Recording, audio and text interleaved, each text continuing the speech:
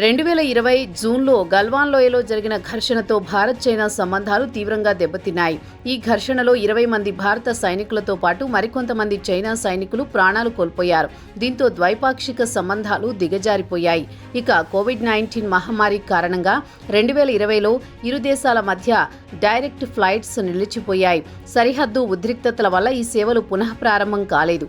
అయితే 2024 అక్టోబర్లో రష్యాలోని కజాన్లో జరిగిన బ్రిక్స్ సమ్మిట్లో ప్రధాని మోదీ చైనా అధ్యక్షుడు జీ జిన్పింగ్ సమావేశంలో సంబంధాలను సాధారణ స్థితికి తీసుకురావడానికి చర్చలను పునరుద్ధరించాలని నిర్ణయించారు. ఈ నేపథ్యంలో వాంగ్ యీ ఢిల్లీ పర్యటన మైలురాయిగా నిలిచింది.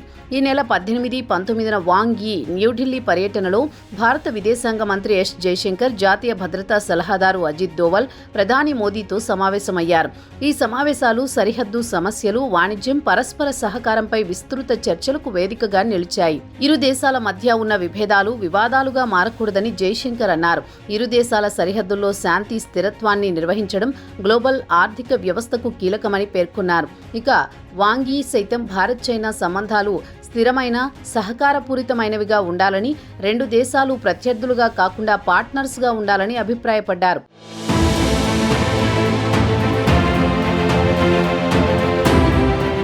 వాంగ్ యీ పర్యటనలో డైరెక్ట్ ఫ్లైట్స్ పునఃప్రారంభం అత్యంత ప్రాధాన్యత సంతరించుకుంది.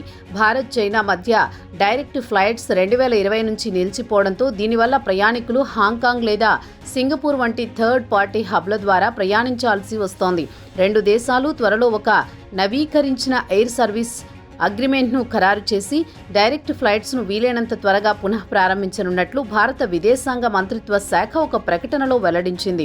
గతంలో Air India, IndiGo, China Southern, China Eastern వంటి ఎయిర్లైన్స్ ఢిల్లీ, ముంబై, కోల్కతాతో బీజింగ్, షాంఘై, గ్వాంగ్జౌ వంటి నగరాలను వారానికి డజను కంటే ఎక్కువ ఫ్లైట్స్ను నడిపాయి.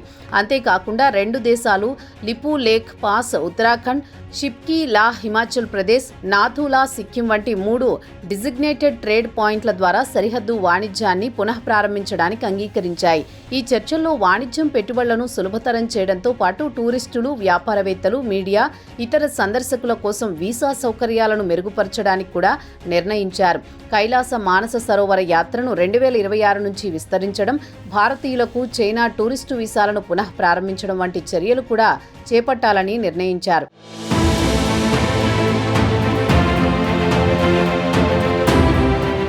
ఇక 24వ రౌండ్ స్పెషల్ రిప్రజెంటేటివ్స్ సమావేశంలో సరిహద్దు సమస్యలపై వాంగ్ యీ, అజిత్ దోవల్ మధ్య చర్చలు జరిగాయి.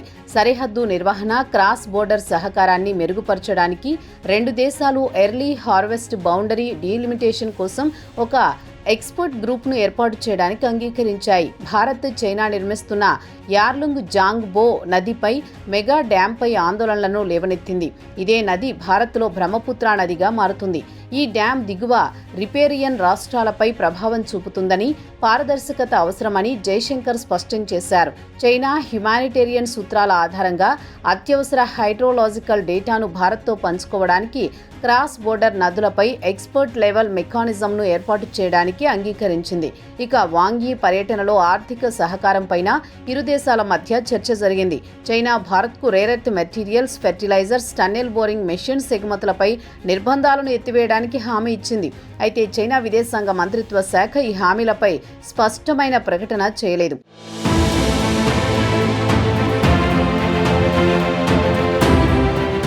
భారత్ చైనా వాణిజ్య లోటు 2022 $94.57 బిలియన్ నుంచి 2025లో $113.45 బిలియన్ పెరిగింది. ఇది భారత్ను మరింత ఆందోళన పెడుతోంది. ఈ లోటును తగ్గించడానికి ఇరు దేశాల మధ్య చర్చలు జరిగాయి. ఇక రష్యా నుంచి చమురు కొనుగోలు చేసినందుకు ట్రంప్ అదనంగా 25% టారిఫ్లు విధించడంతో మొత్తం టారిఫ్లు 50%కి చేరుకున్నాయి. దీంతో భారత్ చైనాతో సంబంధాలను బలోపేతం చేయడానికి చర్యలు తీసుకుంది. భారత్, అమెరికా ఒత్తిడికి లొంగకూడదని చైనా రాయబారి జూ ఫీహాంగ్ సూచించారు. అయితే చైనా పాకిస్తాన్తో all weather strategic partnership operation సింధూర్లో భారత సైనిక ఆస్తులపై ఇంటెలిజెన్స్ అందించడంపై భారత్ ఆందోళన వ్యక్తం చేస్తోంది. ఇరు దేశాల మధ్య సహకారం భారత్ చైనా సంబంధాల్లో కొత్త అధ్యాయాన్ని ప్రారంభిస్తుందని విశ్లేషకులు అభిప్రాయపడుతున్నారు. ఈ ఒప్పందాలు ద్వైపాక్షిక సంబంధాలను మెరుగుపరచడానికి కీలక ముందడుగు అయినప్పటికీ రెండు దేశాల మధ్య సహకారం కొనసాగడం చర్చనీయాంశంగా మారింది. ఈ నెల 31న మోదీ చైనాలోని టియాన్జిన్లో జరిగే షాంఘై కోఆపరేషన్ ఆర్గనైజేషన్ సమ్మిట్కు హాజరు కానున్నారు. అక్కడ జిన్పింగ్తో ద్వైపాక్షిక చర్చలు జరపనున్నారు. ఈ ద్వైపాక్షిక చర్చల్లోనూ పలు కీలక ఒప్పందాలు జరిగే అవకాశం ఉన్నట్టు తెలుస్తోంది.